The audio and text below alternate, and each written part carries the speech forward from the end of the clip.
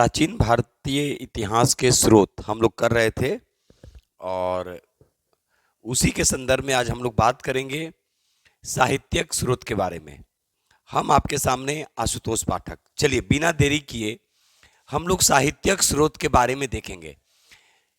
इसके पहले हम आपको बता चुके थे कि साहित्यिक स्रोत को दो भागों में बांटा गया है, धार्मिक ग्रंथ और धर्मेत्तर।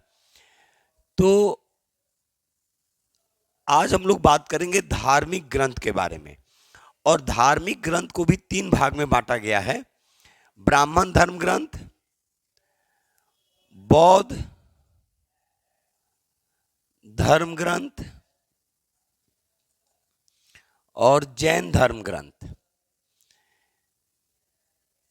तो आज हमारा जो टॉपिक है धार्मिक ग्रंथ के अंतर्गत ब्राह्मण धर्म ग्रंथ, कि ब्राह्मण धर्म ग्रंथ में देखिए हम लोगों को कैसे कैसे क्वेश्चन पढ़ना है, टॉपिक पढ़ना है और कैसे कैसे क्वेश्चन आने की संभावना रहती है।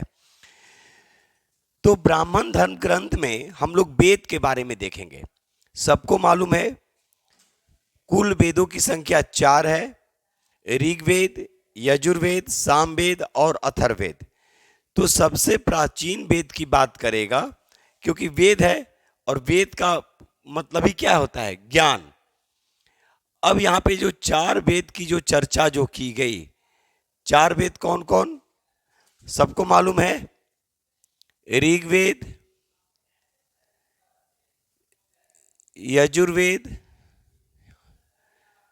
सामवेद और अथर्ववेद। अथर्ववेद। तो सबसे प्राचीन वेद कौन सा? ऋग्वेद। और सबसे बाद का वेद अथर्ववेद। अब देखेंगे ऋग्वेद में कुल मंडलों की संख्या आपसे पूछा जा सकता है। तो ऋग्वेद में कुल मंडलों की संख्या 10 है, ये भी ध्यान रखिएगा।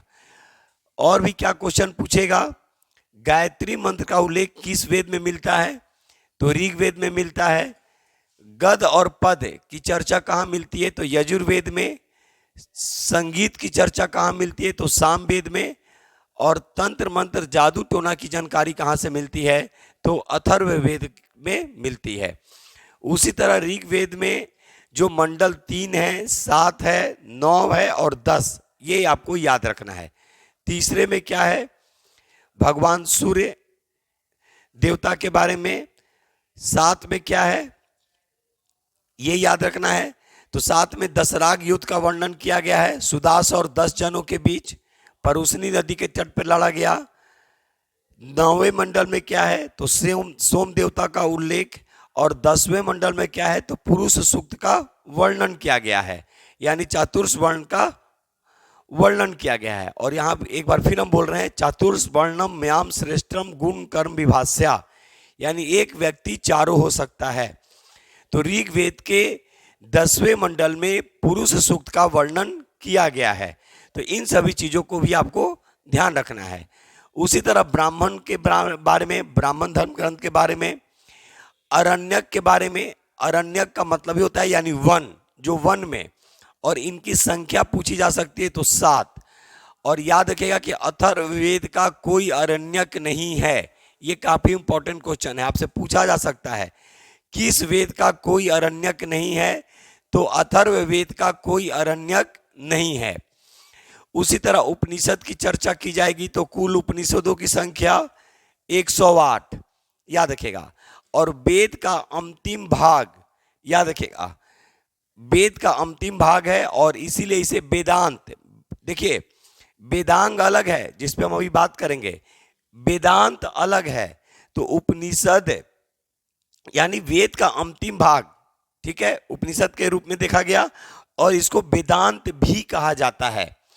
इसकी कुल संख्या कितनी है उपनिषद की संख्या? तो 108। और भी जो उपनिषद से क्वेश्चन होंगे फिर आगे हम लोग पहले ही बोल चुके हैं, आराम आराम से हम लोग को पढ़ना है। उसी तरह वेदांग के बारे में, तो कुल वेदांग की संख्या 6 है। कौन कौन? तो शिक्षा, कल्प, निरुक्त, छंद, व्याकरण और ज्योतिष।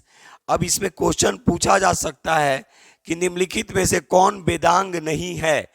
3 दे देगा सेम वेदांग का आंसर और एक जो वेदांग नहीं है वो दे देगा। तो ये भी आपको याद रखना है। तो कितने वेदांग हैं? 6। कौन कौन? लिखे भी हैं बोर्ड पे। तो शिक्षा, कल्प, निरुक्त, छंद, व्याकरण और ज्योतिष, ये याद रखना है। उसी तरह महाकाव्य के बारे में पढ़ना है। तो 2 महाकाव्य हैं, एक महाभारत और दूसरा रामायण। विश्व का सबसे बड़ा महाकाव्य अगर पूछेगा तो महाभारत याद रखिएगा। विश्व, और इसका पुराना नाम अगर देखेंगे तो जय संहिता याद रखेगा, जय संहिता के रूप में जाना जाता है। तो ये भी आपको याद रखना है। कुल 18 दिनों तक चला था और याद रखेगा, और 18 पर्वों में विभाजित है। महाभारत को 18 पर्वों में विभाजित किया गया है। और महाभारत कितने दिनों तक चला? 18 दिनों तक चला था। ठीक है। उसी तरह रामायण के बारे में भी आपसे पूछेगा। 7 कांडों में अलग अलग विभक्त है, इसको भी एक बार आप लोग देख लीजिएगा। उसी तरह सूत्र साहित्य के बारे में पढ़ना है, स्मृति के बारे में पढ़ना है। स्मृति यानी मनुस्मृति अगर देखेंगे तो। उसी तरह पुराण, तो पुराण में सबसे प्राचीन पुराण अगर पूछेगा कि सबसे प्राचीन पुराण कौन, तो मत्स्य पुराण, मत्स्य पुराण।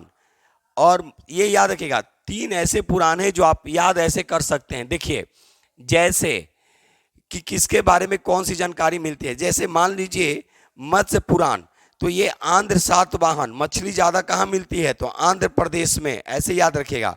तो आंध्र प्रदेश, तो आंध्र सातवाहन याद रखिएगा। आंध्र सातवाहन वंश की बारे में जानकारी जो मिलती है वो मत्स्य पुराण से मिलती है। यानी मछली कहाँ सबसे ज्यादा मिलती है? तो आंध्र प्रदेश से, ऐसे याद रखना है। मत्स्य यानी मछली। उसी तरह किसके सिर पे मौर, यानी मौर वंश के बारे में जानकारी, तो किसके सिर पे मौर? तो भगवान विष्णु के सिर पे मौर, यानी विष्णु पुराण, विष्णु पुराण से मौर वंश के बारे में जानकारी मिलती है। ठीक है। हवा कैसी होती है? तो गुप्त, यानी गुप्त वंश के बारे में जानकारी। वायु पुराण, हवा कैसी होती है? तो गुप्त होती है, तो वायु पुराण से गुप्त वंश के बारे में जानकारी मिलती है। तो इस तरह से भी हम लोग याद कर सकते हैं, याद रखिएगा। क्योंकि थोड़ा सा ये कॉन्सेप्ट वाला है और आराम आराम से पढ़ना होगा। तो आज हम लोगों ने देखा साहित्यिक स्रोत, और साहित्यिक स्रोत को मुख्यतः 2 भागों में विभक्त किया गया है, धार्मिक ग्रंथ और धर्मेत्तर। धार्मिक ग्रंथ को 3 भाग में बांटे गए हैं, ब्राह्मण धर्म ग्रंथ, बौद्ध धर्म ग्रंथ और जैन धर्म ग्रंथ। तो आज हम लोगों ने ब्राह्मण धर्म ग्रंथ के बारे में देखा। और ब्राह्मण धर्म ग्रंथ के बारे में क्या? तो वेद के बारे में पुराण, अरण्यक, उपनिषद, वेदांग, ये काफी इंपॉर्टेंट है। महाकाव्य, सूत्र साहित्य, स्मृति और पुराण। तो 3 पुराण कम से कम आपको याद रखना है कि कहाँ से किस वंश के बारे में जानकारी मिलती है।